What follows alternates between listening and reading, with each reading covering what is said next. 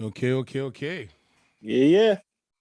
This is DJ Disspare, and I'm live with my boy, Tough Dumplin. Boy from Jamaica, Kingston, Medea. So, how's everything going right now in this game for you? It's been a crazy, I'd say the craziest lyrical time. I've written more lyrics than I ever have in the last couple of months. Um, so yeah, things been going really good. Things been like just the vibe, the energy of the music just been just flowing. Nice. So, now you've been on hiatus from the Toronto hip hop scene for how many years now? Shoot. I would say the last record I officially put out was 20 years ago. That would have been Tough Dumpling Foundation for Better Beats. And that was like the full. I did drop a mixtape, but I don't know if you want to count that. So if it's count a mixtape, it would be 17 years. But if it's the album, it's like 21 years. Sheesh. I know. It's just been that long. And since then, you came back with a banger, like no industry. So tell us a little bit about that. um, you know what it was? I was working on a soundtrack. I've been in the film industry for a while. So I switched gears. So I wasn't, really focusing on music. It just so happened that I had to do the soundtrack for a short film that I was working on. And I was hitting up people like, yo, check this song out. What do you think? And then I sent a link to Thrust, and Thrust was like, yo, I'm feeling this joint. We should do something together. And I was like, all right. So I just threw another beat that I got from my boy, Know It. And I was just like, what do you think of the beat? He thought it was dope. And then I spit like my verse. Something came to me and I did my verse like in like, I don't know, no time. Almost one take kind of like vibe, kind of like a freestyle. I sent it to Thrust, and Thrust was like, all right. He kind of was like, And so this is then what you send me. and this is what they came up with.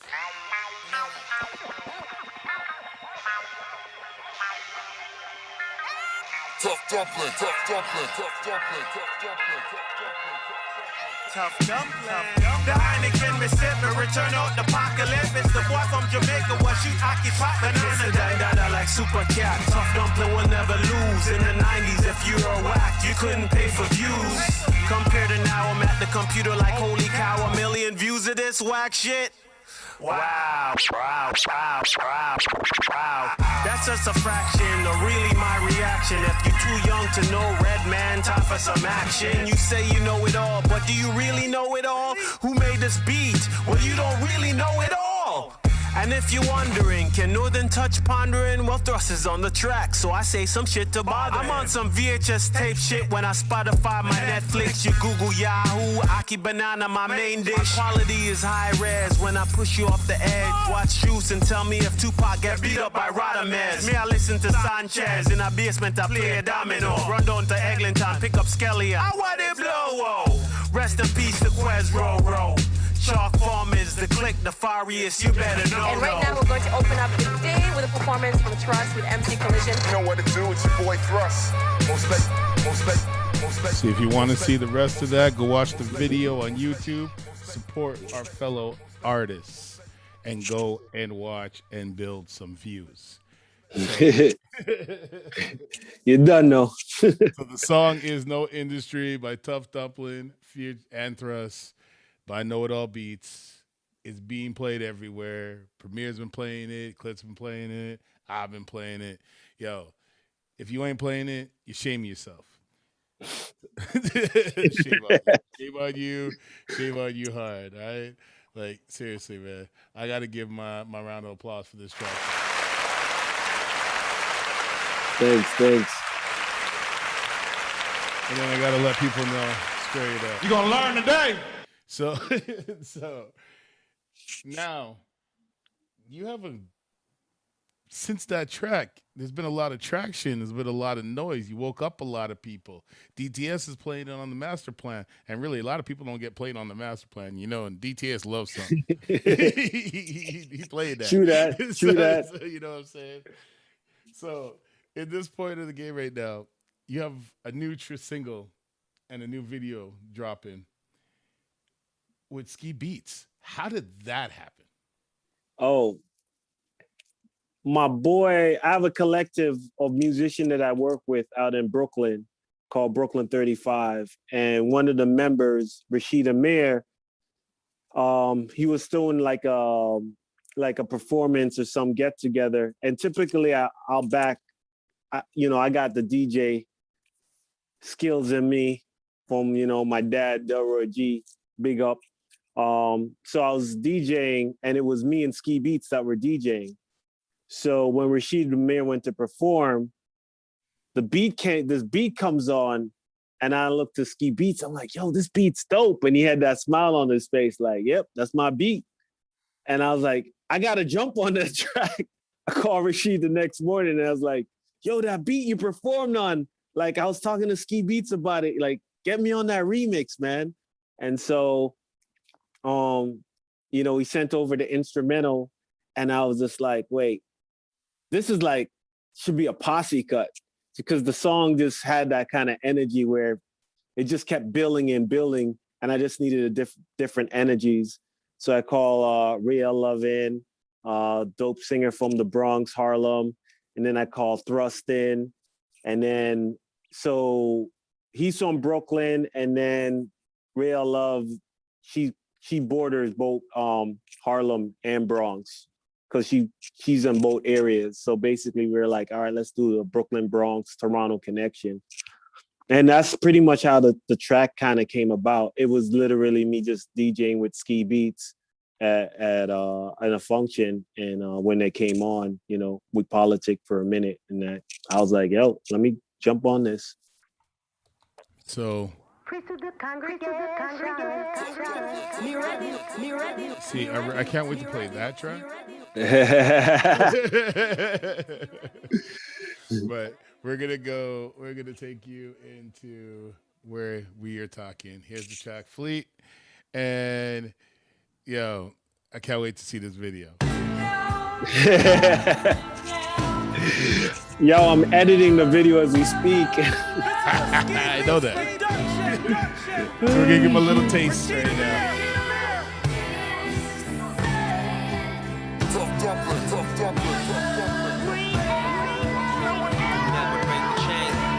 I diggity dance like dance effects. Bigger the bad boy, I flex. Boy from Jamaica, you better give me round tip respect. You city stink, I'm riggedy rank like manure. I'm wiggity where you from, nigga. Jamaica, not the sewer. The sewer. I take it back to nigga 92 or nigga 95. New Jersey drive, come steal a car with me. I'm miggity menace like Dennis. I'm riggedy rob you for your Nintendo and your ziggity Sega Genesis. So 1, 2, cook the color, Lou. Mix it with the dumpling in the stew, hibbity doo. And my preamp is connected to my headphone. And my headphone is connected to my microphone. Why the hell am I telling you this? I'm rapping like rappers nowadays. They say blah blah blah. Oh, I'm depressed and can't sleep. I lost 2 followers this week. You're crying and the Uber was your Jeep. Why can't live my life? Said I want positive vibes. Why you can't understand? I don't have the time. I don't know what and why. And even if that was my energy, who said you was up front of me? I gotta watch out for the enemy in my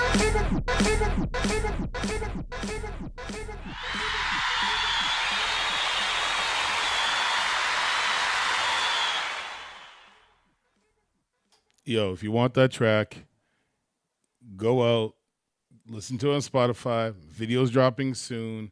Tune into my shows. Tune into the underground radio shows. It's being played everywhere. In Toronto, also a Master Plan show.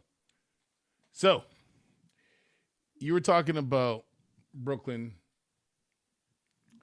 35, right? Yeah. So, this track right here.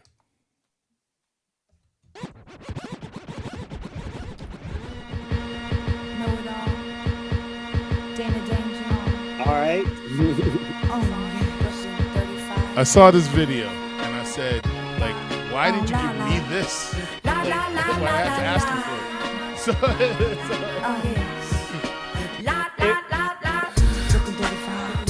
It's off Know It All actually project. so we're gonna skip through a bit. My intuition and my heart and soul, there ain't no messing with mine. I figure fuck it, we gon' get it in time. We never late. And take in mind, there's a lot of MCs on this track. Come on the way, boy. I'ma sweep you like a broomstick. Me electric guitar, you are just a cool. You hear this guy? Intuition and my heart and soul, there ain't no messing with mine. I figure fuck it, we gon' get it. Who gonna tell you gonna sweep you away like a broomstick? Already early, we ahead of the time. Come on the way, boy. I'ma sweep you like a broomstick. Me electric guitar, you are just a cool stick. Used to pickpocket, walk in a store just in bullshit. Shoot up a dance hall, you scream and I lose shit. Gotta loosen my shackles and make moves, go international. Took my chain off, now I'm liberal, cool and casual. Imagine you free, me and you can change society. Until then, my rapping gon' bring y'all hella anxiety. Forward selector. Who are they? Brooklyn 35, make your rewind selector. Done no. Done. Brooklyn 35. So now, before I get into a couple, like the other two songs that I'm trying, like we're getting ready to push. So you hit me with this roller skating track the other day. What's going on with that? Which track? The roller skating. What's up with that track? Roller skating. It was off a Brooklyn 35 project, and it just sat there. It just sat there. It never had a placement. We performed it because Brooklyn 35, we were on tour. We were making up songs to perform on tour. So that was just one of the songs we had, but it actually we didn't do a Brooklyn 35 release for it. It's actually a man-child from Butter Baby's track. So if you go back to the first Tough Dumplin album, where you see Toe to Toe, man-child from Butter Babies, we just always been connecting. And so he's out here, he's in the US, so it was easy for me and him to link. So when I was doing the Brooklyn 35 project, it was dope just to have somebody from back home to jump on all the joints. So it's really a man-child track featuring Brooklyn 35. Nice. But it was to throw man-child on the Brooklyn 35 tours that we were doing. So. Okay. So, where do you want to start with? EDM, reggae, or alternative? Where are we going with this? So, I'm going to give you guys a sample of what we're talking about. So, here's the reggae track, and I'm going to start it not from the beginning, but I'm going to give you a taste. All right? All right. Yeah. So here we go. Start a new relationship with you. You made me wanna leave the one away and start a new relationship with you. How can this be true? I'm falling for you. We're supposed to be friends, but lately I've been wanting to have you. Tell me about what you want to do. Tell me which move is your move. Tell me so I can move to exactly how you do, exactly how you move. I've been falling. I've been falling.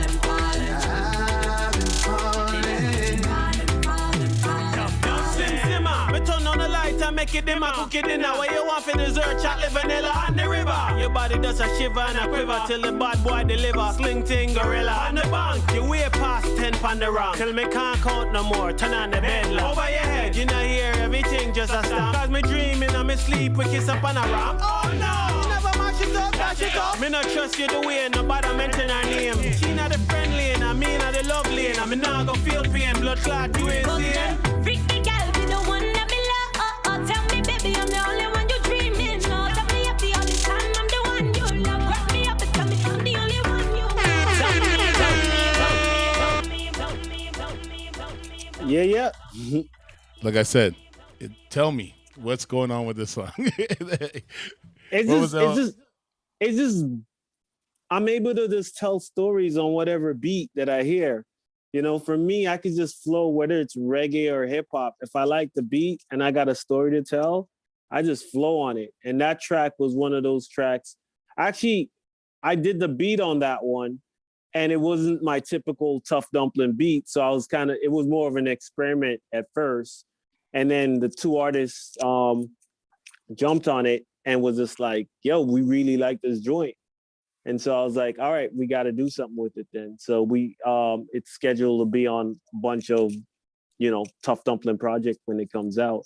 And it just adds another flavor because I feel like I don't jump on that Afro beat reggae stuff a lot. So when I do it, it's kind of, that song was unique in itself that I did it on that song and I actually produced that. So it made it. So I was like, all right, maybe I'll tap into this vibe a little bit more.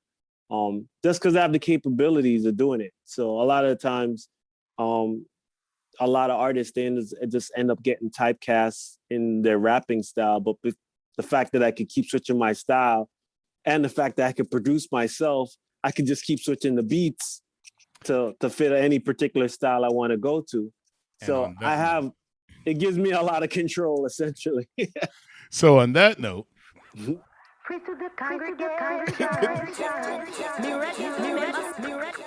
see this one here. So Yeah. this is going to surprise a lot of people because not too many people know that you could also do EDM. It's about to go down. This is a DJ Disspare exclusive. Me ready to make my statement. Tell me congratulations. I made it, yeah, but you're not in Rain or fall and breeze or blow. Who next to play? Slap the domino. Look up the Heineken and catch up on your back and shore. Me leave Jamaica and 88. Me say 88. Pack up the Aki banana and mango with the rocky grape. Jump the fire, escape. Immigration, paper lane. Police now stop me. I number one and the only great. Preach to the congregation. Me ready to make my statement. Tell me congratulations. I made it, yeah, to United Nations. Yeah, to United Nations. I made it, yeah, to United Nations. No matter what you're complaining, I made it, yeah, to United Nations. Remember when you came here, sipping on your Banks beer? They don't understand us. Guess some things just ain't clear. I walk my walk, I talk my talk. I'm my own boss, I ain't scared. Immigration's rampant. Passports anxious ain't fair. They fear the banana boat transition. Put a hand in soap and dishes. Get a can of hope and rinsed it. Man, our passion so enriched in our culture. When we knock it out the park, this ain't no home run. This is cricket. Like football, watch me kick it. Preach to the congregation. Yeah. So now knowing that you could do whatever you want right now in the music game, how does that make you feel? Actually, it feels really good coming from the fact that in Toronto, when I first came out, the issue that I had when I came out, the first song caused such a controversy that I was almost banned from literally everything. So let's speak on that. So what happened? Like in brief words, what happened? All right. So me and Quezro Dondi, me and Dondi were known as producers at the time. So we were like kind of making beats. We had the Nefarious records that we were making. Motion came by the crib to get a Tough Dumpling beat. So I played her the demo while she was listening to the beats, and she was like, oh, you should come on the Master Plan show. And we got, Quezro was all hype. He was like, yeah, we're going to hit that Master Plan show. And then she said it was all going to be Canadian. And I was like, oh, shit. I don't want to be played with all the Canadian. I want to play with the Jay-Z's and the Biggies and the Nas's. I want to play with all the Canadian crap. And so I told Motion, we'll just keep her demos to herself. Well, Quezro calls me and says it's an opportunity for us to get on the radio, like utilize it. So I decided I'm going to write a whole song from scratch of why I don't want to be played with all the other Canadian artists. And that's literally how it started. And that set the tone, that's like our first song out the gate. So we couldn't get a grant for doing videos. Like it was almost like we were instantly blacklisted for the song. The song caused such a buzz, but it kind of put us on the radar of everybody was like, oh, now you're messing with all these cats in Toronto. There's only like 2 gatekeepers. You piss both of them off. How you gonna get a video? But it forced me to write in such a way that you could visualize my stories. And I think that's why I'm able to even stand the test of time, is because I knew I couldn't get a video. So I always had to write to describe everything so you could picture it, because there's a good chance Factor would never give me a grant. And in the early 90s, the only way to get a video was to get a grant. No one could afford a video then. It's not like now where everybody could even shoot on their iPhone or something. There's no access to video. And so, I sat down with Quezzo and I was just like, look, we just got to make our lyrics super detailed, because we're not going to have, if they can't get what we're saying, we won't have any visuals to ever back it. So they have to understand word for word. And that's literally, I kind of keep that in mind, even though I'm writing. Even though I have access to doing videos now, I still write with the context. Yeah, like there's not going to be a video. You caught me because you made Noise in Winnipeg, and then you came to Winnipeg and did a track with Shades. And then that was another thing that just blew up, because at that time, not too many people were getting into, like, even liking hip hop and reggae crossing over. You know what I mean? Like, it was like a new thing for everybody. It was like, boot camp click was starting. Like, oh, okay. It was just like, some people say a little bit of Yardie Reds, Bus Rhymes, and say a few things. People go, okay, slow down. You know what I'm saying? Yeah, I mean, for me, it was because I was in high school. I had a radio show in high school, and I used to crack jokes because I didn't want the teachers to know what I was talking about. So I went into deep patois, and then I switched back over into English. And so when the morning announcements came on, you'll hear me talk about, what was happening throughout the school, but then I'll be talking in heavy deep patois about, where everybody's going to be smoking and drinking. But because the patois was so deep, the teachers would have no clue what I was saying. Oh, yeah.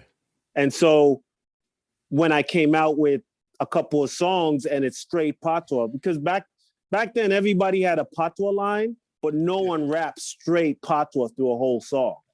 And so I kind of was just like, let me just go straight, let me not let up. And so it was funny because I ended up having 2 audiences in Toronto, where I had a hip hop audience and a West Indian reggae hardcore audience. And I would mess myself up because I'll get booked for a show, think it's a hip hop show, and I get there, it's a dancehall crowd. And the dancehall crowd back in the day, they want to hear reggae. They don't want to hear no half. They want them, So there's a couple of times I was just like, I was like, yo, I might need to figure out, call these promoters and talk, who's showing up? Is it hip hop? What stations you promoted on? What radio shows? Because based on the radio shows they were pushing it most, I could tell if it was going to be more a West Indian crowd or more a hip hop crowd. Yeah, true. So I ended up, just be able to push 2 different records. Like Lay Low, a lot of people love Lay Low off the Tough Dumplin album, but hip hop heads are not really feeling that song. But all the West Indian people like it way better than Pondering. And so it's always been that every time I write, I would always write for both crowds in a way. Whereas like, all right, this is for my hip hop straight punchline heads, and this is for all my West Indian people who want to hear the unspoken stories, Well, yeah, you see, like, because when you came in the game, it was like a breath of fresh air. And then, but you had to compete with certain guys who fit the complex, the style for what they needed in the game. They weren't looking for a little dread running around. They already had a couple. You know what I'm saying? That spoke English. So I was just like, so when you're looking at, for the way I grew up with it, it was all I always felt that you, Thrust, and King Justin, a lot of guys, Jay Wise, Color Brown, were slept on. Yeah. Right? Yeah. Like, even like G Vine, Wado Brown, like a lot of guys, JB from GCP, like the whole GCP movement was like the Wu-Tang in Canada. Yeah, You know what I'm saying? Like, yeah. There was a lot of rappers that came out and Red Life, a lot of people that got their little shine, but didn't go further. Like, you know what I mean? Yeah. Like, And even now, just to be able to work with you and Thrust and certain guys, like, even though we're all around the same age and all that stuff, it's like and when I was growing up, it was just like, this is where I want to be. But then Got you. everything changed. Yeah, yeah. Because I was lucky to be going back between Toronto, Brooklyn, New York, Buffalo, and all that stuff as a kid. And I have roots in Toronto because I was living there since I was 10. Yeah. In and out. But it's like growing up there and watching you guys become who you are, it was different than just saying, okay, these are the rappers out of Toronto. Got you. Like, a lot of people never got to go watch the underground parties where you guys were performing at. Yeah, Even when Drake first broke out. You know, like, there was that one spot where you guys used to do at events and people used to come and just rap. You know, and show your skills. And if you sucked, you sucked. Toronto for sure. And Toronto was nasty with it. I mean, we'd pay to go boo people. You know, it's just like you pay your money just to go in because you want to boo somebody. Or throw a buckle. Or throw a buckle.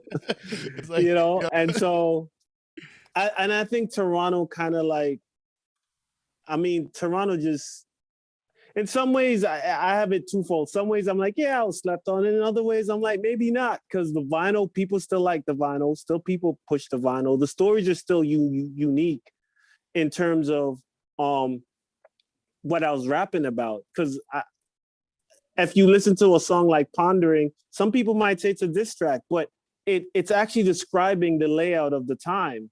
I'm talking about Toonie Tuesdays, where everybody used to go to the movies on Tuesdays, late great movies on City TV. So it's almost like I'm documenting everything it's around. So it's, for me, it was just a storytelling of documenting what I was seeing and how I was feeling, but doing it more, you know, at the time, most rappers were rapping about 40s and Toronto didn't have 40s. And it was like, what the hell are you rapping about? So the combination of making fun of them and saying, look, I'm just a broke Toronto MC that go to the movies on Tuesday, but I don't know what the hell you guys talking about over there. It was kind of like my attitude. Oh man, no one understood like Toonie Tuesdays and at dollar nights at at the cinema there, Square One shopping mall. Come on, dog. But people didn't know that before Square One was Square One. There was like $1 movie. Like, you could watch. I watched Deep Cover Up in that. Like, I seen some shit there. Like, I remember the day I saw Deep Cover there, I was like, hey. That changed my life. Like, you know, I got to see that for $2.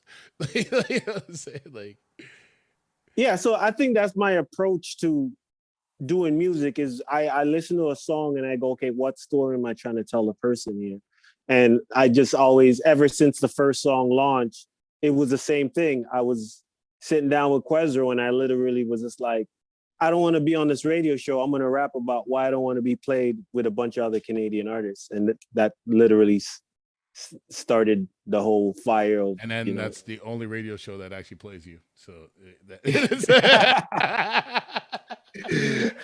I got played on a few others, but then I got banned afterwards. That's what I mean. Like, to this day, though, Master Plan still got you back to this day. So, you know, that's dope. That's dope. History. Like, considering my song was about why I didn't want to get played on Master Plan. Master Plan's the only one that wants to play you. So it's just like, you got to think about it.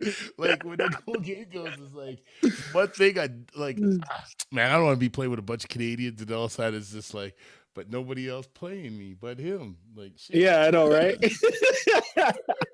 It's funny because I didn't know, I'm still from, at the time I was, you know, I'm in the hip hop game, but I'm so heavily in the West Indian community that I don't know how far hip hop was in Canada. I didn't even realize it was like we were at the brinks of the whole starting of the industry. Oh yeah, I didn't even know it. You know, like, so it's not like I came in this hip hop head that was straight hip hop.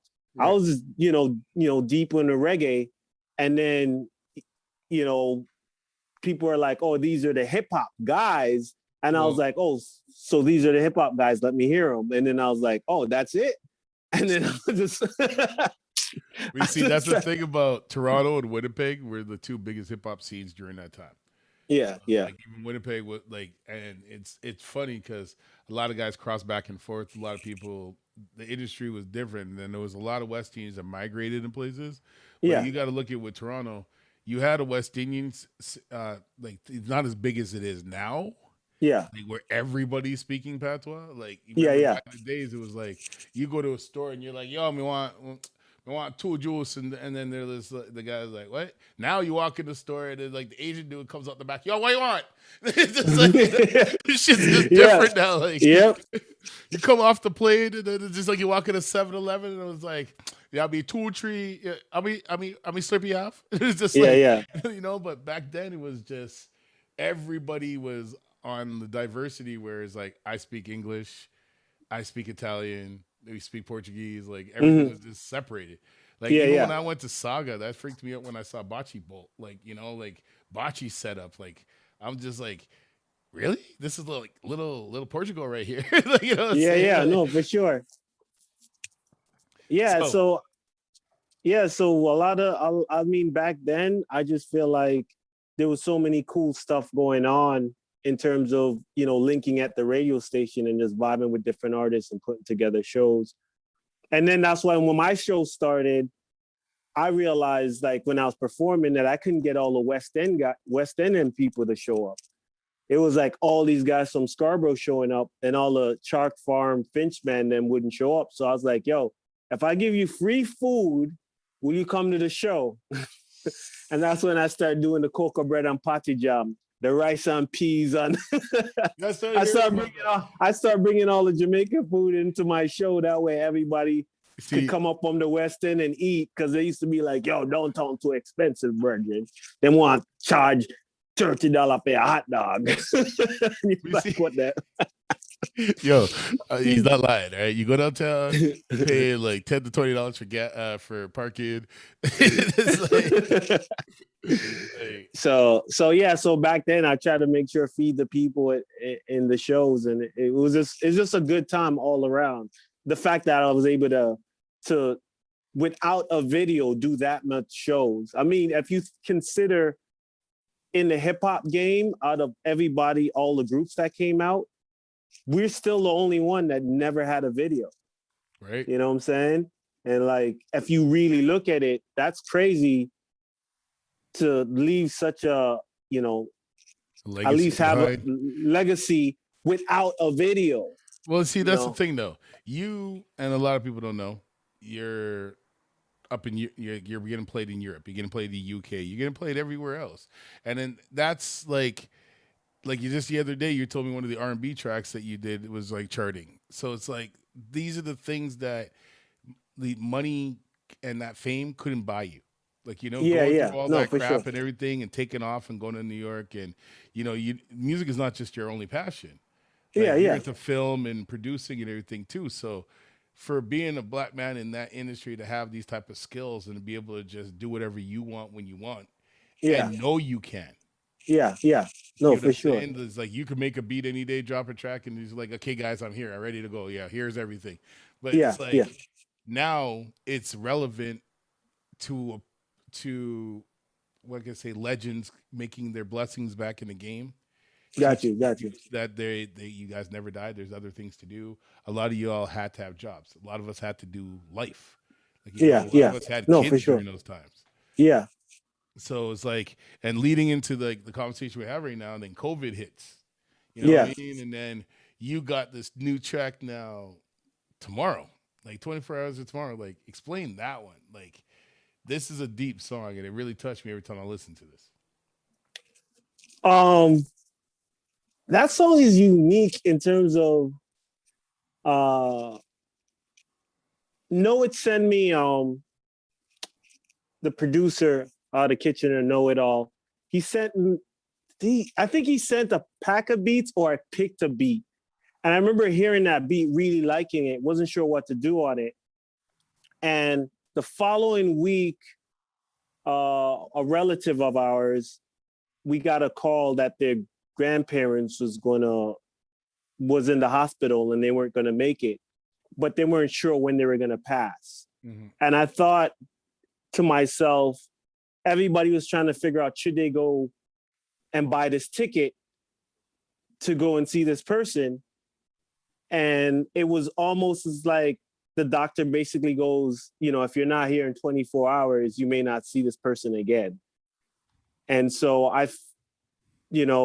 people around me was trying to figure out, when they should get their ticket. Should they wait a day or not? And the person got to the airport and then they got the call that the person passed. So they landed and they didn't even get to see the person. So they try to make it before, and so I just started to think, what if you just knew you're going to pass? What are the things that you would have done in your life right now? If you know you have the ability to do anything, but tomorrow it's all going to be taken away from you. And so that's where the song came from. It was literally, we got a phone call from a family member that basically said, I have a little bit of time to get to the hospital, and the doctor said this person's not going to make it. Trust me, I understand how that went. My grandma, so watched my grandma do that all last year. So that's where it came from. It actually came from a different place. It wasn't like my typical. I just literally thought of what that feeling felt like, just because I knew the people around me was feeling that way. Well, as we go into the song Tomorrow, and who do you have featured on this? Dana Danger. She's out of Brooklyn 35. This song right here, please take a listen. Do you feel trapped with no room? Think the world about to end soon? You wanna see your friends for real instead of on Zoom? I stopped watching the news, I'd rather watch cartoon. You feel stressed, you say no when you meant yes. I guess other people have less. So why do you think your life is such a mess? All the troubles I had, I try to solve them. I can't tell if it's me or the government problem. And that's real. What if you know there's no tomorrow? What if you know there's no tomorrow? What if you know there's no tomorrow? What if you know there's no tomorrow?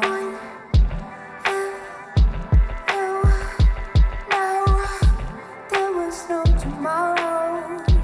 There was no tomorrow. Well, if there's no more tomorrow, today will be the last day. Would you tell your kids or just have them go out and play? Or would you stay or go away on a road trip? We going to die in 24 hours? Oh shit, I should have chose a different topic for this song, cause it's making me depressed and I don't want to go on. You gotta keep strong even though you feel weak. I skip my 8 hours of sleep before the planet delete. I'll call my dad, mom, sister, brother, cousin, aunt, we got together. Some of us will pray together, couples all lay together. Crack jokes, get a laugh, remember when time passed quick fast. I forgot what I wanted to ask. Could we stop wearing this fucking mask? Cause if we gonna die, let's go out with a fucking blast. Run up on the credit card, buy drinks, get hard, do drugs, get scarred. Thank you for my family, Lord. What if you know there's no tomorrow? What if you know there's no tomorrow? What if you know there's no tomorrow? What if you know there's no tomorrow? What if you know there was no tomorrow? There was no tomorrow. Yeah.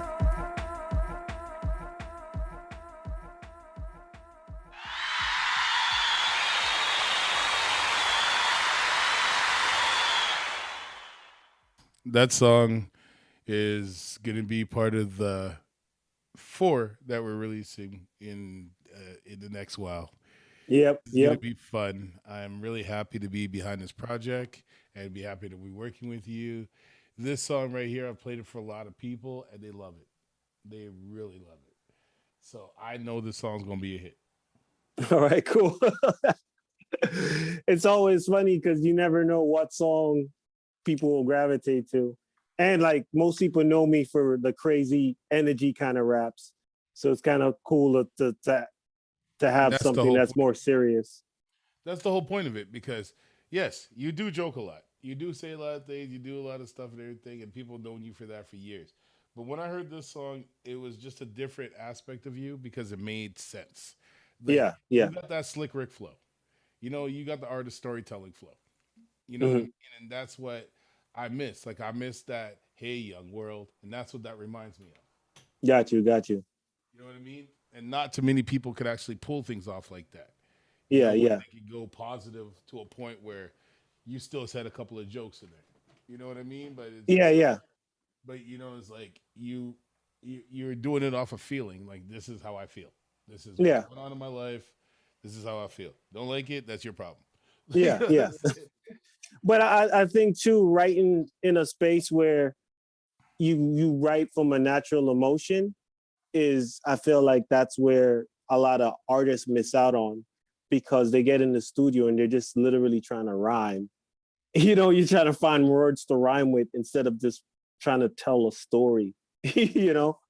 And Yeah, but you so, see, a lot of people don't have any experience. So how could they have any feelings to rap about anything when you're 20, 25 years old and you talk about I'm tired, I want to die, and you're just like, yo, what have you done?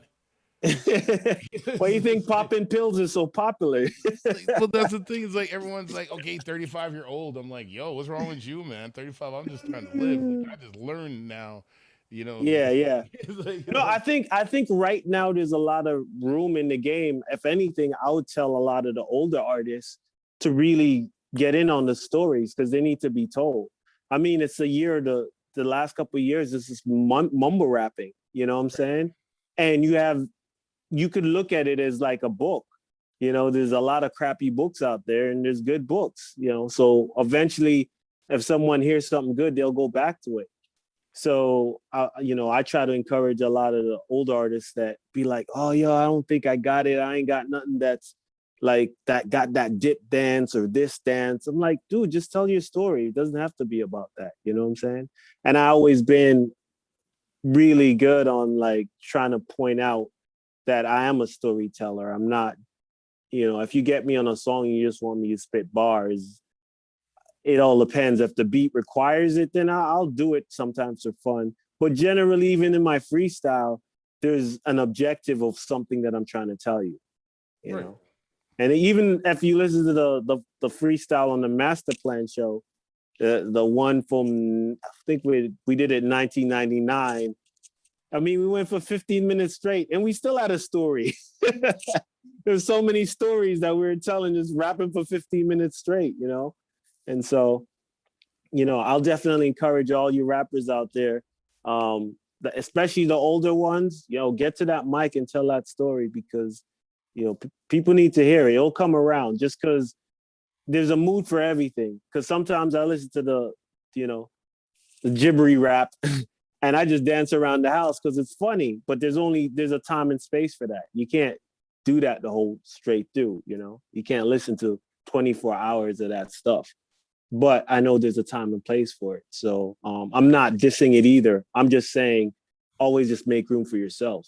Because there's tons of people who want to hear different stories. Because I remember when back in the days when No Limit and Cash Money came out, and every brother I knew was rolling around playing that. Like it was just like, yeah, it was just like when you say, "Huh," no, you're just like, yeah, and then all of a sudden, like, that was like motivation thug music. Yeah, And no, for sure. nowadays it's like, but those guys were actually telling you how to get the money, telling you how to hustle, telling you to do Yeah, stuff just no, in for their sure. own way, right? And nowadays you got, like Griselda beats, okay, the Griselda movement. I've been happy for that because I've been working with Falcon a lot of people in the games and all that stuff. I like gutter underground hip hop. I Yeah, like outlandish hip hop. When you come Yeah. through and thrust spits and all stuff, even the way you flip the DOS effects, there's a lot of people who don't even know who DOS effects was. yeah. You know what I'm No, for saying? sure. And then you're flipping a style, and everybody's like, "Oh, that's a new style." Like, no, DOS effects did that, and they're just like, "Oh." And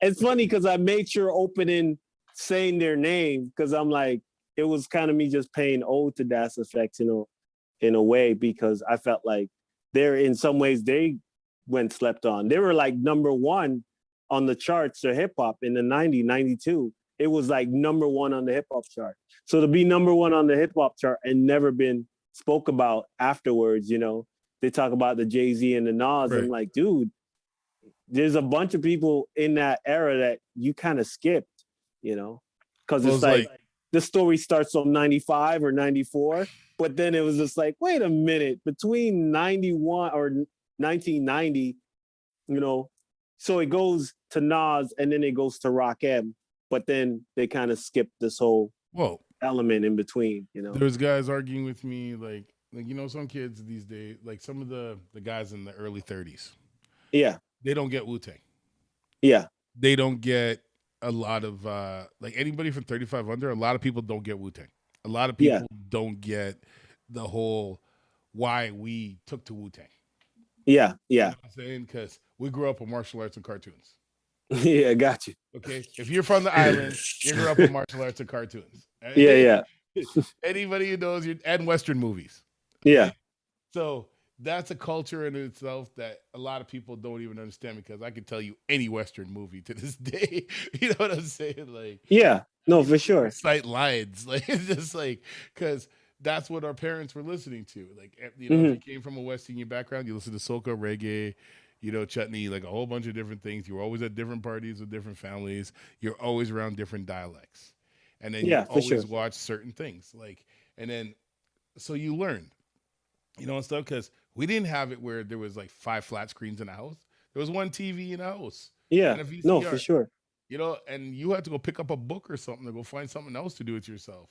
Like, I remember reading comic books for like so long because I can't watch no TV. So that was basically my TV, reading a comic book. Like, No, I hear you.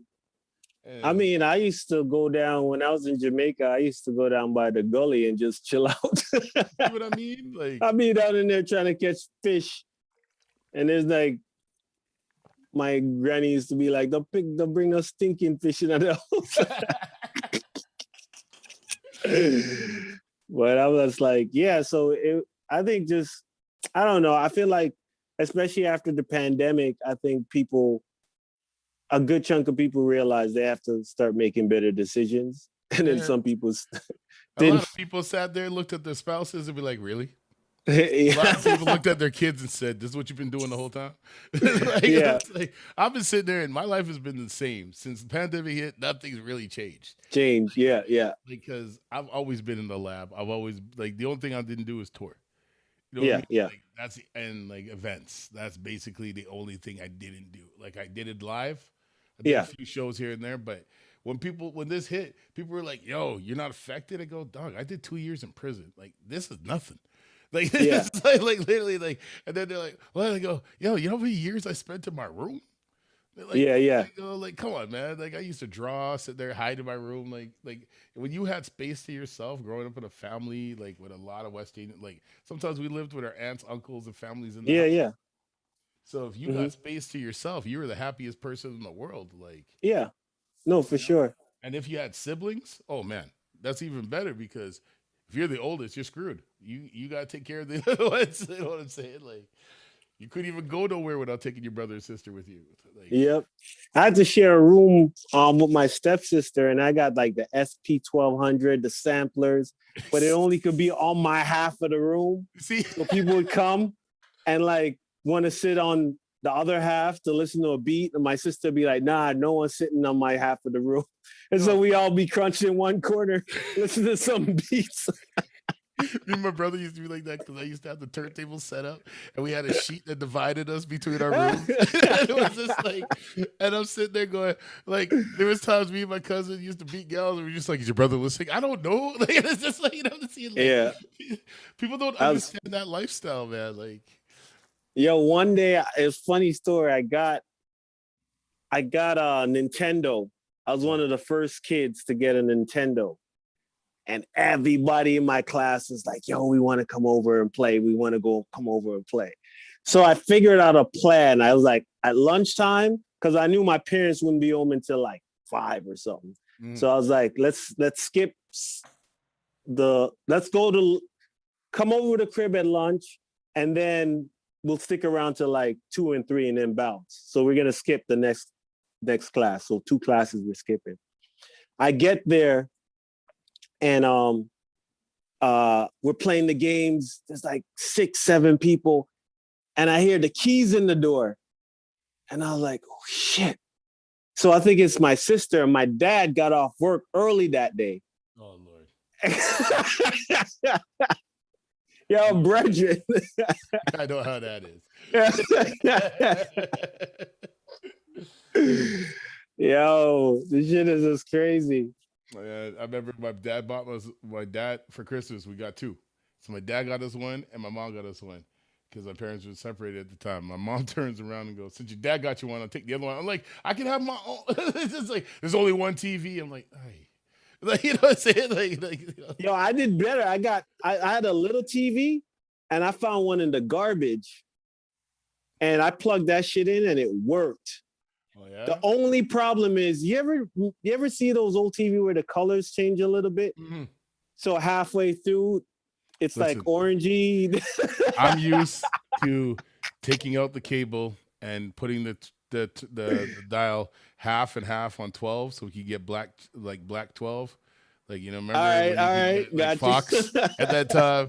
So trust me, I know what it's like to watch weird things like flickering and stuff at the time. Because Yeah, I that know was the people only know- way you were able to get like certain cartoons and stuff like in certain movies. Like, I know people are watching this interview going, "Damn, how old these guys are again?"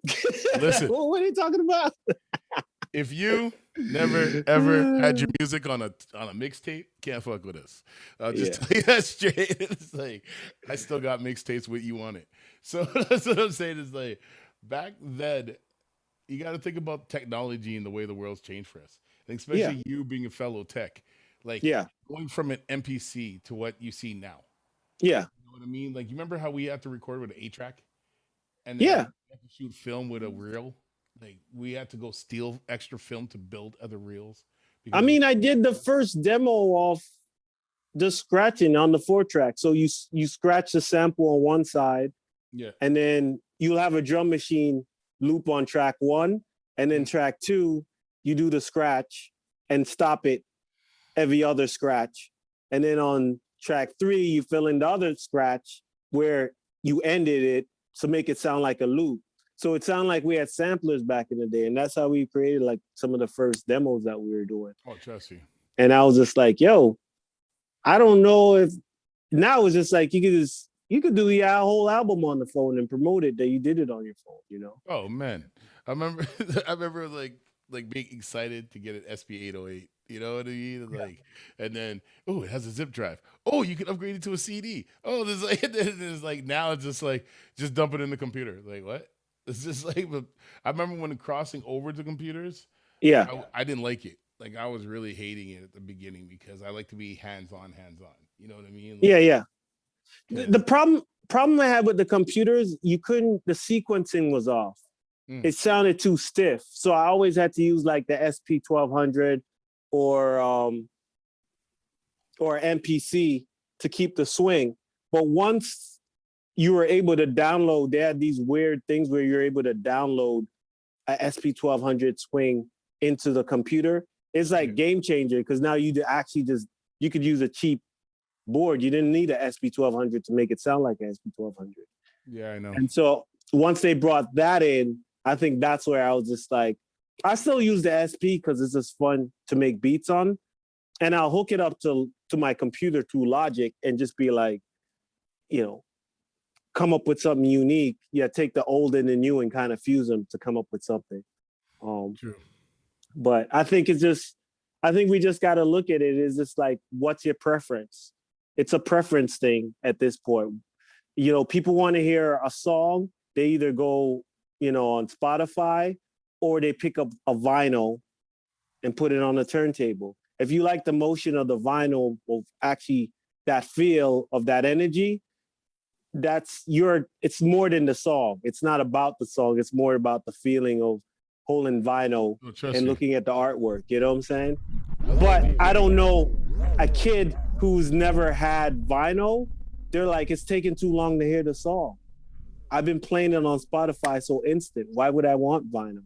And so those are the things where you kind of have to be like, it's just a preference thing.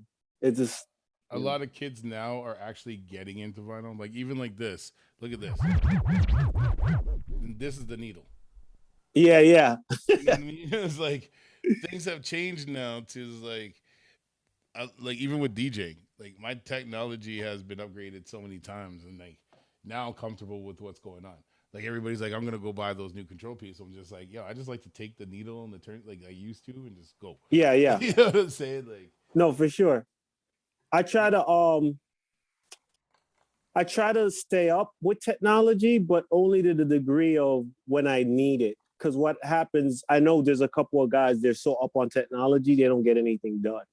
You know, they always got the new software, new plugin. And I find I like a full system.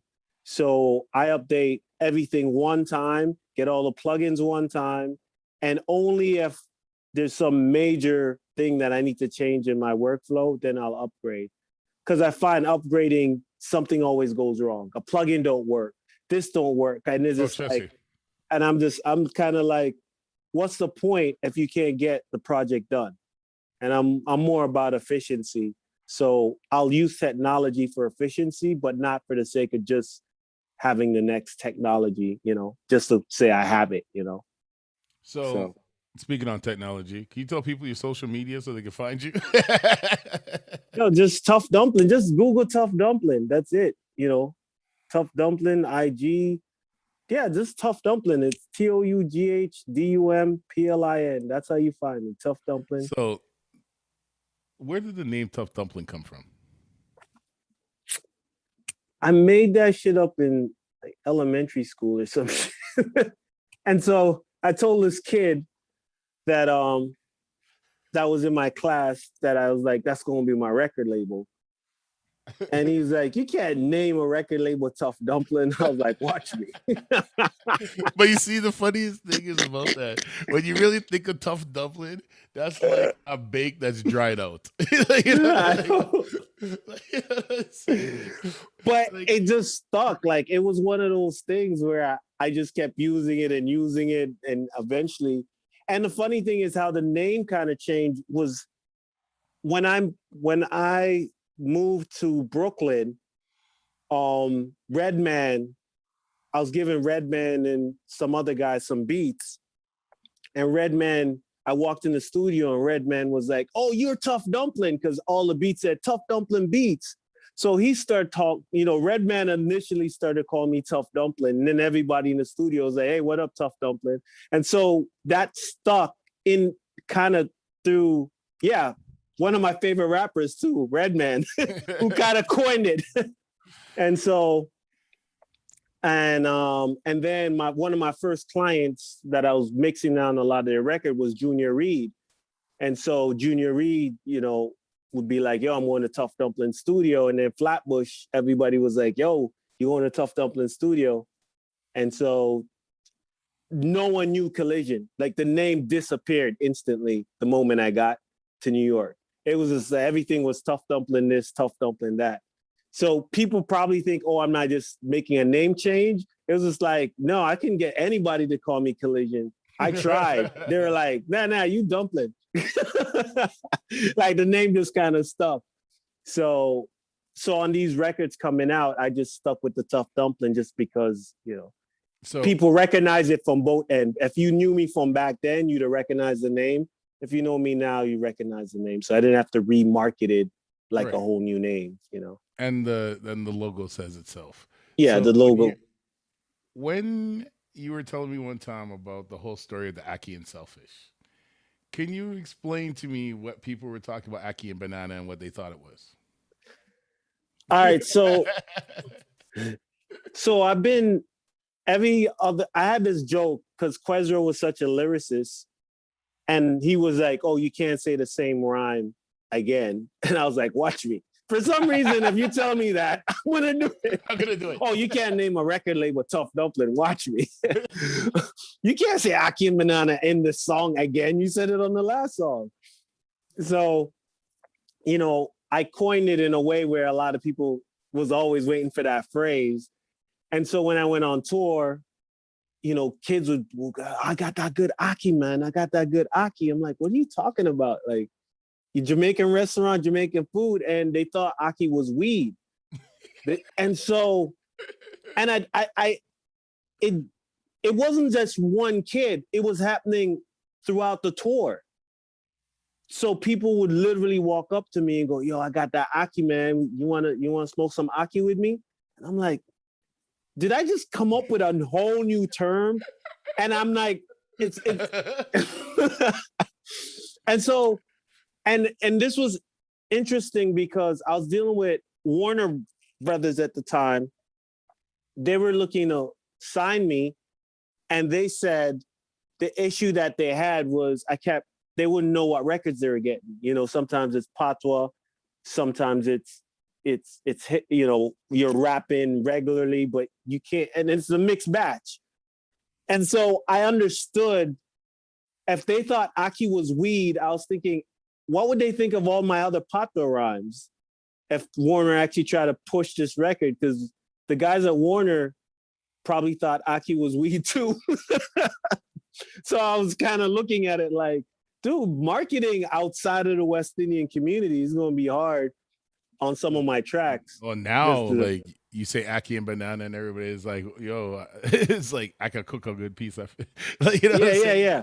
But it's funny that they thought Aki was weed for the longest time. Well, you got to think about it, though. You were in Canada. Yeah. Right? So Caribbean culture didn't leave Toronto and certain places like on the level that it should have. Like, when it hit to Winnipeg and like a little bit of Regina, stop. The rest of it was just like, okay, like, no, I didn't find any Caribbean restaurants leading all the way until Surrey. So, yeah. There's a no, lot I totally of that, got you. like, because Calgary didn't really have much of a Caribbean atmosphere. Edmonton has somewhat, like, you know, it has some now and everything, but back then, no one was really into that. Like, no one even knew what ackee and saltfish was, fried dumpling, plantain, like all that stuff. Like, you know what I mean? Like, no one knew. Yeah, and I didn't know that it was so limited until I went on tour. Is when I went on tour, I was like, oh shit. That's when I realized the label was, everybody was talking to me were like, yeah, outside of Toronto, you're gonna have issues pushing your record. You know, it was just like, oh, all right. You see, that's the thing about being like a Canadian American Jamaican artist. Like, the way I look at it with you, you got all aspects covered, because you not only were you in like, you know, in the Caribbean, and then you went to Toronto, and then you went to New York. Yeah. You know what I'm saying? And then, like, how did it feel just leaving Toronto and just going there? It was easy because when I moved to New York, I was in Flatbush. And so the first, you know, not too long after, like I said, Junior Reid was like the first person to record at my studio. I got to New York, set up my studio. Once Junior Reid was coming, I'd mix a Junior Reid song and it was Hot 97 that day. So I literally had this buzz. Like, I made a whole new buzz as an engineer, like right off the bat. Not to cut you off. What song was that? He was recording a whole, all of his dub plates. Every time he came to New York, all of his dub plates was scuffed from my crib. And so that all the West Indian people on Flatbush start to go, well, where's this Tough Dumpling studio at? But it was like literally my apartment. You know, it was just like, it wasn't a studio. It was in my apartment. And I remember one day Junior Reid, and this time he had a song with Game, and it was like #1 on the charts. And he was recording a lot of shit at my crib. One Blood. Yeah. Yeah. And so he gets a call from Puffy. He goes to Puffy's house and then comes back to my house. I'm like, yo, why would you not just record your dub plates at Puffy? I'm pretty sure he's got 1,000,001 studios. It's like, yo, I'm just like the vibe and thing still, you know. And I was like, all right, me hear that. See, that's a lot of people. Shout out to Overtime Hustling. And yes, cooking ackee wrong could be poisonous. Like, certain things you can't cook, certain ways, like certain fish too, you can't cook. It will be like you die. That's a lot of people got to learn how to really actually learn how to cook West Indian food and a lot of different things. You can't just jump into it and just say, I'm just going to go buy a tin of ackee and this and this and this, and then go yam it. Like, you know what I mean? You got to learn how to cook your food properly. And so all the West Indian people on Flatbush, you know, would offer me free food all the time. Oh, let me come by the studio. And so my community was instant. It wasn't hard. It was literally like, it was like Eglinton, you know, times 100. Do you know why? And a it lot just of men could make it. Do you know why? A lot of guys who left Canada and just went to things, because if you never actually had a New York background or hung out there or been around family from there and stuff, you're not going to be making any mind sense. Like, you know what I'm saying? Like, it's just, and I know you can cook. I'm not putting it on that. I'm just saying I had to learn that too. So it's like different people got to understand is that when you're coming from a West Indian background with parents who actually have uncles and stuff that come in, and you go to New York, Brooklyn, and stuff, and you can fit into that culture because you actually grew up around that culture. Yeah, A lot of these guys didn't even like the minute they get to New York, they're staying in hotels. They're not staying yeah, under the yeah. bridge and stuff like you know what I mean. Like most of us would do. You know what I mean? Like how many people know foot to head? Like you know what I'm saying? No, or I hear even you. closing a barrel. Like you know, like even put the Yeah. tins in the barrel. Like I used to get pissed off when I come home and shoes are missing. You know what I mean? Like, it's like- No, you don't know the story, but I think because the West Indian communities is like I felt like if I went to London, I would have had the same result, just Right. because I think if I was in a different area, maybe it could have been harder, but just landing in a Jamaican community was like second nature to me. That True. you can't put any Jamaican community you put me in, that's where I'm just gonna grow like that. It's not an issue. I mean, everybody know my dad, Delroy G, from the West End community. Like we know how to roll through communities like that. So Toronto, New York just embraced me with ease. It wasn't hard at all. See, a lot of people didn't like grow up with a lot of the backgrounds like a lot of us did because some of our parents were involved in music. Some people Yeah. were involved in things because like my dad was DJing and he was in sounds. And then I Yeah. grew up with nothing but sound men after. That is just like, Yeah. when your uncles came, like, because my dad was in the Calypso scene. So whenever, like, my uncle used to manage Exodus. And Yeah, then yeah. if you go down from there, I used to have, like, mans at the house. Yeah, I remember one time going to eat breakfast and Frankie Paul sitting at the table, and you're just like, what, why are you here? And it is just like, oh yeah, he's your cousin's godfather, and like, when did that happen? When did he do that? Like, you know what I'm saying? No, I hear you. And then there's like when you're growing up with things, it's like walking in my living room and seeing like because my cousin's Beckett, and they were seeing Vincent Soso or Byron Lee sitting in your living room eating food, and you're just like, well, like and for me that was normal.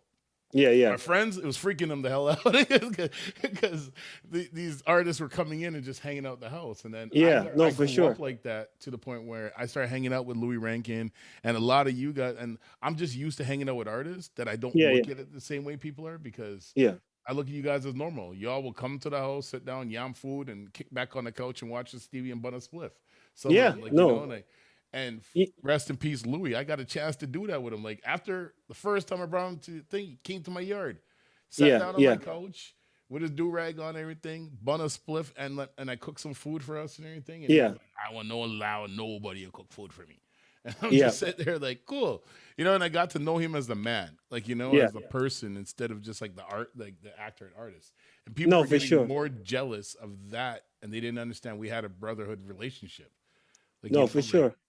And that's a lot of things a lot of people don't get. Like even you working with Junior Reid and certain people, and then him feeling comfortable to come back and hang with you.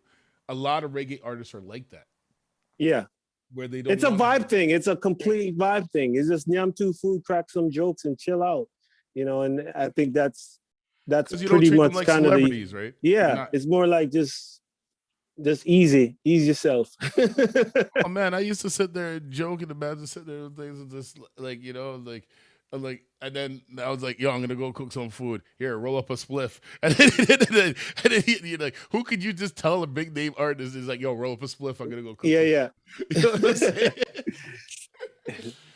But like, so now you're about to take another journey in your music career, but you really didn't expect to start having your music career right now because you do a lot of film stuff. I was deep in the film. I'm one of the films I'm working on now is in the film festival, and we're just waiting to hear back from all the different festivals. We got accepted to one or two, and we're just waiting for a bunch to launch. And so that's why I did so much writing, is because I know the film thing takes up a lot of energy, and it's a lot of coordination with a lot of different people. So everybody who gave me the beat in the pandemic, I just wrote. If you had a beat and I liked it, you'd probably have the song the next day. I just because I freestyle, I still freestyle this whole time. It's not like I lost it. I crack jokes running around the house anytime a beat comes on, start freestyling. So it's not like I had to really think. It was more like, oh, here's a story I want to tell. Give me a beat, tell this story, just tell this story. And that's why it just switches up each time. Because every time I hear it, it's just more like, oh, here's a perspective I haven't heard in a while. And I just kind of freestyle it out and the song's done. And I have all the equipment right next to me. So, anything that pops in my brain is just one button, and then I send an email and it's done. Well, I can't wait to push these new projects. And when's the video for Fleet dropping? I'm giving myself 2 weeks, maybe a week, but we'll see how it goes. I'm almost done right now. I'm really close to being done, but it got to pass through so many hands for it to get the sign off. So I'm going to give it like a week to 2 weeks. But And then, yeah. So now we have No Tomorrow, we have Your Move, and we got, Made It. So I'm really happy. I'm really happy with what you got going on, and I'm ready. We got some other things sneaking around, so just like Yeah. so A bunch of other tracks coming out. that one that we doing, it turned into like me, you, and Thrust. So there's gonna be another. Oh, really? So it's gonna be a problem. So I know my path well, but y'all ready for Thrust? This is about to change. All right. I can't wait to hear that, Joy. Because I wasn't sure what you're gonna do when you asked me. I was like, "Yo, just take it to where you think it needs to go." You see, I've been dying to do a track with you for years because I always I've always wanted to do music with you and Thrust, and then to have an opportunity where my boy Reps, is like he's a beast when it comes to production, and the fact that that song reminded me of your first track. Got you. With the violins and everything in the background and all that. Yeah. So, you know what I mean? So when you got that, when you find something that reminds you of something that you really liked, and I got the chance to get you on it, just like a lot of the songs now are coming back with similar styles from what you rapped on in the beginning, like got you. Certain people and everyone.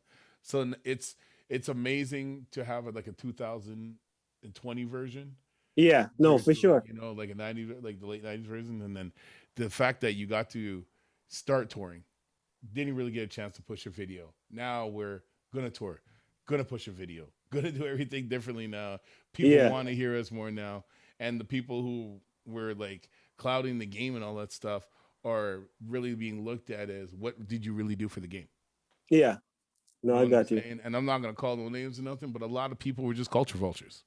Yeah, and to this day, I don't even I'll play some people. I love listening to a lot of rappers and the game and stuff.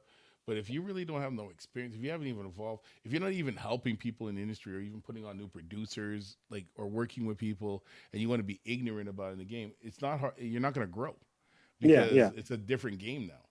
No, for sure. The way you guys have been moving has been amazing. Like all of a sudden, I'm sitting there and you guys are like, "Here's a track, but don't play it until Premiere does." I'm like, "Okay." Now, for somebody to call me and tell me that, it's just like, wait. So what did you just say? It's just like, no, man. Eclipse and Premiere gonna play for it. I'm like, all right, cool. I ain't gonna argue. You know what I'm saying? You know what is funny is because there were so many songs, and we were like, wait, let's give each one to Premiere. Premiere premieres one, and you premiere another one. We're trying to divvy up who premieres what. So it wasn't to say you shouldn't premiere it over Premiere. It was to say Premiere is going to do this one, and you're going to premiere this one. But you see, that's the point. That's why I'm not mad, because they even be put in that category. You know what I'm saying? I know, right? I'm sitting there and I'm like back and forth with Snow Goons online, and people are just like, I'm like, I went on tour with them. Oh, it's like, how do you know Eclipse? Oh, I did a shows with them. I have a drop from them.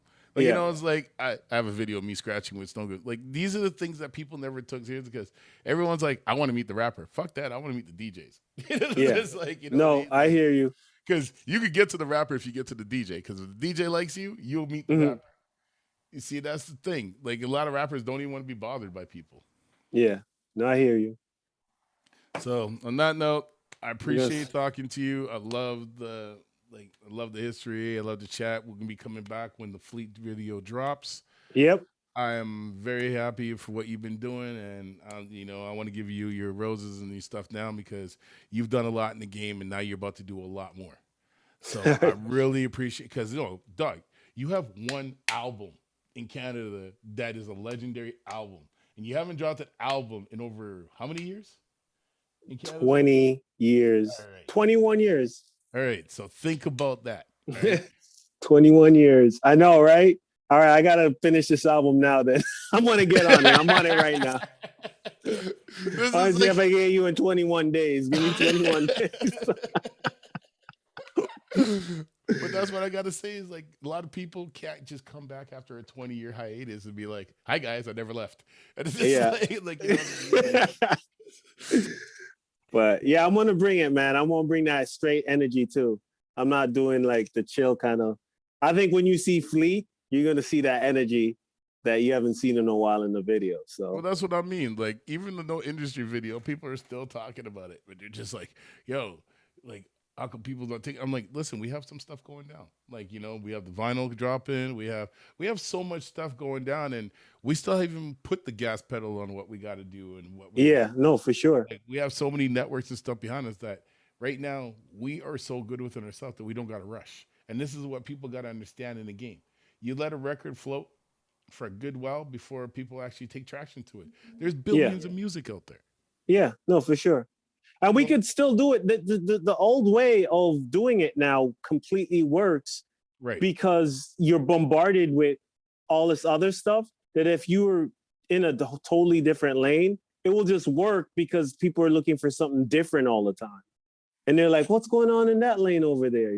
Because everything starts to sound same. You only could hear the same kind of shit over and over again. So I know just by even all the different songs, you can't predict what my next song is going to be. Oh, so I try to, bring that element. I'm so used to getting music from you guys now that I just don't even think anymore. It's just like all I hear is like check your inbox. Like, yeah, check your thing. No, all right. I won't keep that up. After 21 days, I'm done. I'm retired. I'm not just joking. Yeah, you stop that. That ain't no joke. I'll tell you that. Like, you remember when you thought Jay-Z? Remember when we thought Jay-Z retired? He shot himself in that video. We're like, oh shit, he retired. And he comes back and we realize, oh, he's just trying to get rid of Dame. he meant to. No, but you see what Jay-Z did? I saw it coming a mile away. Motherfuckers are sitting there just like, yo, Jay-Z, like, yo, the man is going into with the mans, and he's going to sit there and get all his things, and then he's gonna go off and do his stuff. They're like, what do you mean? As soon as Jay-Z did exactly what I said he was gonna do, I laughed. Yeah. No, but it was just making reference to the fact that, saying you're retired, I don't know what that means, because it's more like a Jordan move. Well, the other day, T.I. says he's retiring, and I'm just like, okay. But it's a weird thing to say, like, oh, I retired. It was like, didn't Jeezy say he was retiring, and now he's back? I don't even know. I just put it. Are you putting out an album or not putting out an album? Those are the only two differences that I would make. My favorite is when people say, I'm done with music, and then come back with an album the next week. Yeah. But yeah, I'll be around. I'm gonna try to get this Fleet video done and get that out the gate, because I think Fleet video is definitely one of the energy videos that I think people need to see right now. All right. Well, I appreciate you, and I'm really happy we got to do this. And one love, bro. Like, yeah, man. Same to you. Big up. More work. Yeah, man.